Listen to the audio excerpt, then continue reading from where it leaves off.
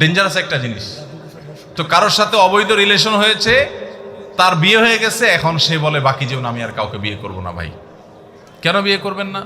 বলে না অমুকরে ভালোবাসছিলাম, এখন সে তো আরেক জায়গা বিয়ে বসে গেছে, যেহেতু সে বেইমানিই করলো আমি আর বিয়েই করব না। আমি বলি কপাল পোড়া, তোমার 4 বিয়ে করা উচিত একসাথে।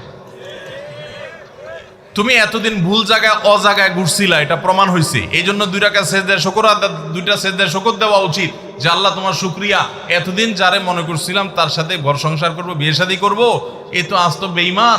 এই বেঈমানের পিছিয়ে এতদিন ঘুরছিলাম, আমি তো এখন হুঁশ ফিরে আসছে। আল্লাহ তুমি আমার সময় মতো ফিরাইছো। বিয়ে করার 3 বছর পর যদি বাগা দিতে বেরি, তখন কি হইতো? আগে আগে ভাগছে, বালা আগে ভাগে দূর হইছে, আল্লাহ আমারে বাঁচাইছে, শুকর আদায় করি।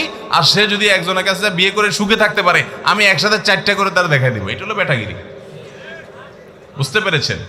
কাপুরুষের মতো আপনি বলতেছেন না আমি বাকি জন বিয়ে করবো না, আমি মরে যাব, জ্বলে যাব, শেষ হয়ে যাবো, আমাকে বাঁচাতে পারবে না কেউ।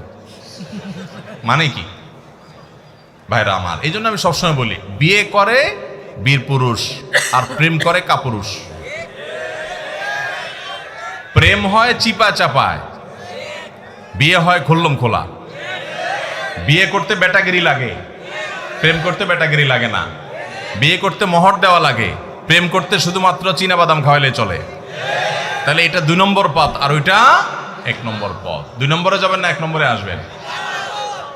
ভাইরা আমার, বেশিরভাগ তরুণরা আমরা এই অপরাধে লিপ্ত। আল্লাহ আমাদেরকে হারাম থেকে বেঁচে থাকার তৌফিক দান করুন।